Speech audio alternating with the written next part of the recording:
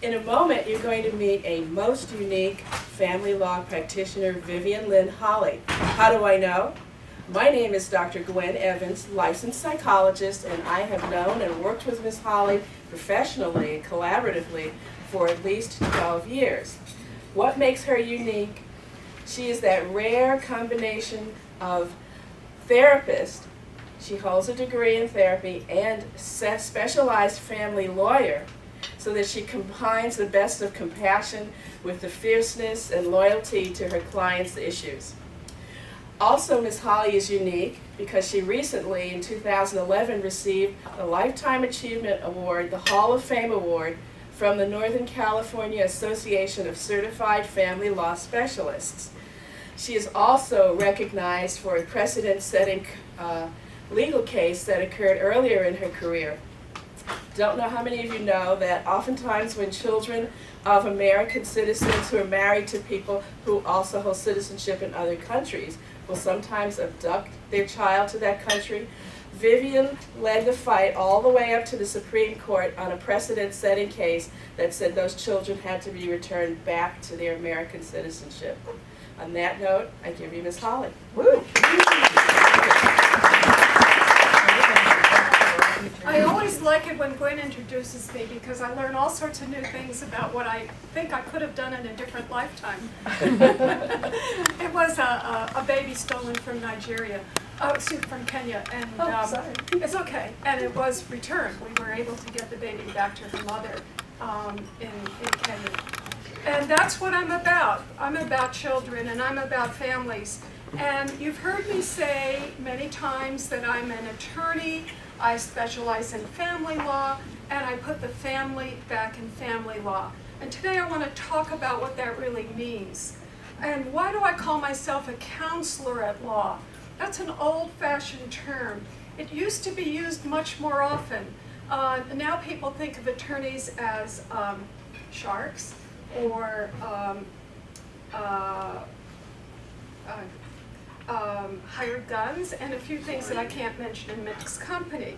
But in the old days, counselor at law was highly esteemed, and that's what I'm hoping to achieve in my career. I'm combining the marriage family counseling background I got and my degree there with my law work. And I'm bringing a unique perspective to family law by combining these two. I started working in a crisis center in early 1970, helping kids and their families, runaway kids, drug abusers. And at that time is when I got my license as a marriage, family, child therapist, and decided that wasn't enough, that these families really needed legal help as well as counseling to help them stay families, if we want to put it that way. So what does a counselor at law do? What do they do differently than an attorney or a regular attorney? So one of the things I do is I do counsel people very wisely. I listen very carefully, and in this case it means with care. It's a little different than just carefully. It means with an open heart, trying to really understand what's going on with them and what's the best way to help this family or this person. I can make suggestions, but I don't just give advice for the sake of advice. The clients need to make their own choices, and that's what mediation, and that's what counseling's about, is encouraging wise choices rather than telling them what they have to do. So why would a person pick mediation instead of litigation? Why would they come see me instead of a person who's going to win at all costs? Well, when someone first calls me, they're really anxious about their situation. Things aren't going well. They've got problems in their life, problems with their spouse, probably problems with the kids, and there's a lot at stake. They are at the gates of making a really big decision. The first step in that decision is, what process are you going to choose to resolve your issues in your family? Are you going to choose a process that gives you a chance to keep your family together, for you to be able to show up at your children's wedding and also have your spouse show up at the children's wedding and maybe even dance together at the wedding? Or are you going to choose a process where you'll never speak to your spouse again? Those are big decisions to make when you're starting the process, when you're in a lot of pain. Mediation is the most direct and cost-efficient way to resolve their matters, and it's also the most fruitful in the sense that people can have an amicable solution. Many people do not really want to fight. They would prefer to work it out. If I find that there's any trust at all in the marriage, I encourage mediation. If I find there's a little bit of respect still left, I encourage mediation. It's the best for the children. It's the way that the children can grow healthier and happier if they have two parents that are going to continue to work together for their benefit. So if a couple approaches separation and divorce more cooperatively, their children have a much better chance of coming out of this healthy. And the parents have a better chance of remaining some kind of friends. Because I value marriage and family, and particularly the children, so much, I've been encouraging the recent couples I'm seeing to stay married and to give it a chance. To give their marriage a chance, see if it might work. So let's see how that worked with one family. One couple I have that I've been seeing has a disabled child. If they separated or divorced, it would be absolutely tragic for all of them, particularly for this child. I actually couldn't see any reason these people should divorce. There was no addiction, no outside boyfriend, girlfriends. They just felt insecure in the marriage. As far as I was concerned, that was a good recipe for marriage counseling, couples counseling. I sent them to Dr. Evans, and for financial counseling, and I sent them to Catherine Amenta. They're still a little insecure, but they're staying together. Why was it that they're staying together? Because it was my faith and my belief that they didn't need to have a divorce. And when I explained that to them, they were really thankful. They were sure that any other attorney they had seen would have gone ahead and processed the divorce. After all, they both showed up and thought they wanted a divorce. They're still together. I've written a post-marital agreement for them.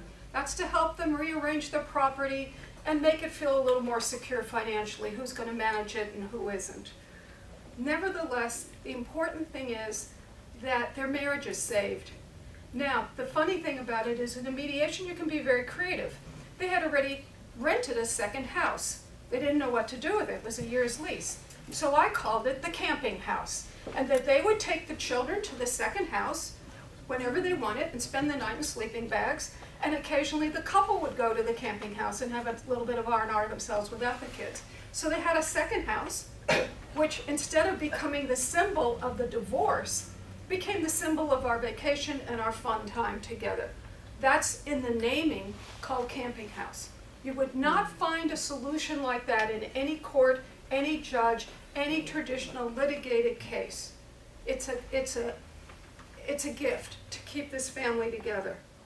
So let's go on and look at some of the other alternatives. When people phone me, they say, well, what am I going to do? And I talk to them about mediation, which is where I sit together with them as a neutral facilitator and really listen and see if there's something I can find that works for them. There are other alternatives. We talk about traditional litigation. We talk about consultation, where they are going to be their own attorneys and they're going to go to me to get legal advice.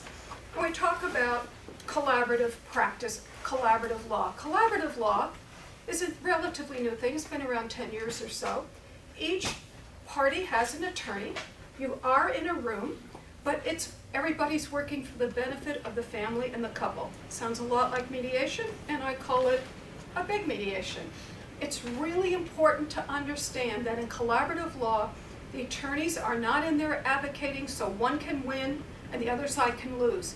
It only works if everybody wins. And I'm going to give you an example. I had a client who had tried mediation, it failed, and they were in litigation over the child. And it was costly and it was getting nowhere.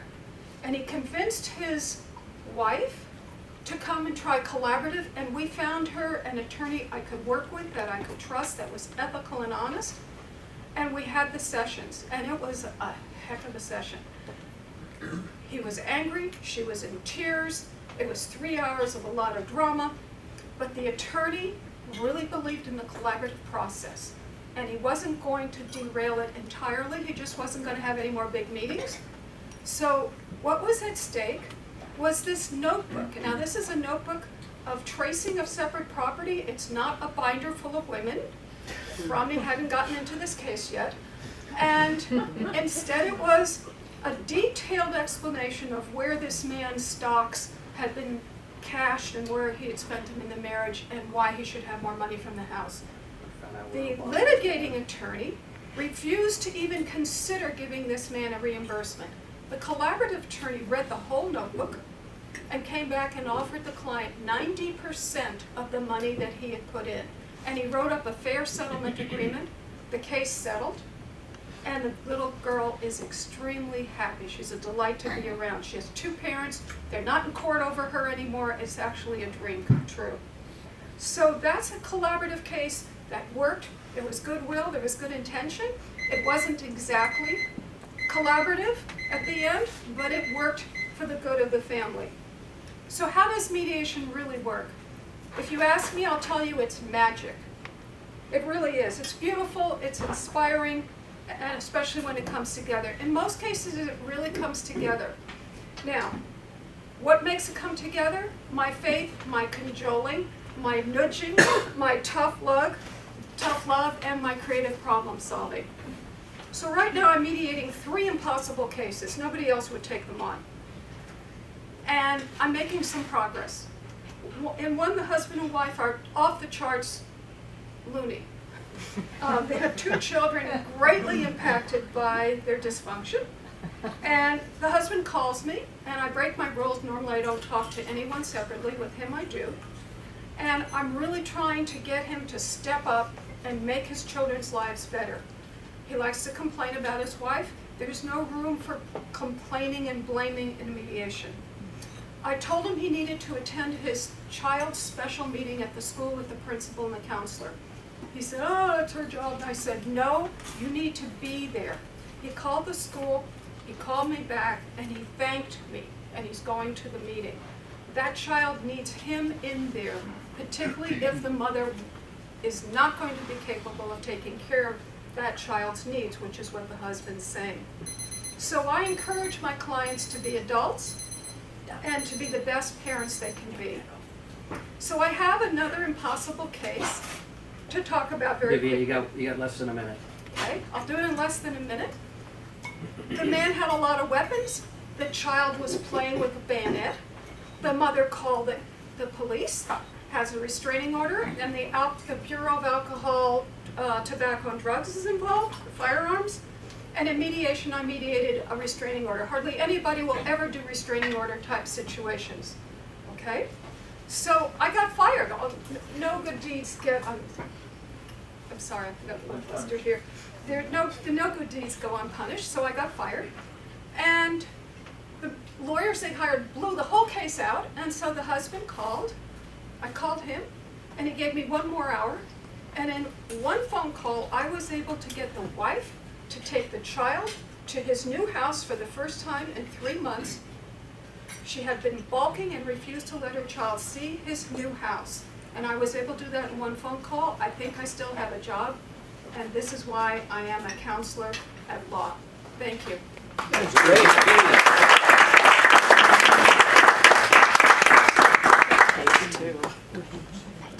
We might have room for questions. Yeah, let's do a couple of questions. It It's was all such a right. beautiful presentation. So please, anybody has any questions, ask them. Vivian, what's the difference in price between mediation and 2 people hiring attorneys? Okay, that's a really good question. My typical mediations, if I have a couple that are getting along pretty well, they have houses, pensions, and children that we need to separate, might cost $6,000 or $8,000 or $9,000. If they litigate, it's $20,000 to $25,000 on each side. So when people first call me, it is a huge cost savings. Now these numbers can be backed up. Catherine gave me a consumer's report analysis of the fees. Now collaborative isn't that inexpensive, but it's somewhere closer. It's more than mediation because you have several professionals involved, but it's not as expensive as litigation. If you litigate about child custody, it can run $100,000 or more on each side, or it can run $50,000 on each side. So litigating about child custody is about the worst thing you can possibly do for your children, and certainly one of the worst things you can do for your pocketbook. Thank you. Larry? Vivian, are you still accepting litigation cases? Yeah. Rebecca? Jim's still with me, although he happens to be in Burma right now. And there's a litigator in my suite of offices, and Rebecca's coming on, and I personally do not want to be involved in blame and things, but I've been going to court on some matters even, myself still, so I prefer people who are willing to solve things amicably, but my office does handle people, and we do a lot of representation by consultation, where the clients are really their own attorneys, but they come to us for advice.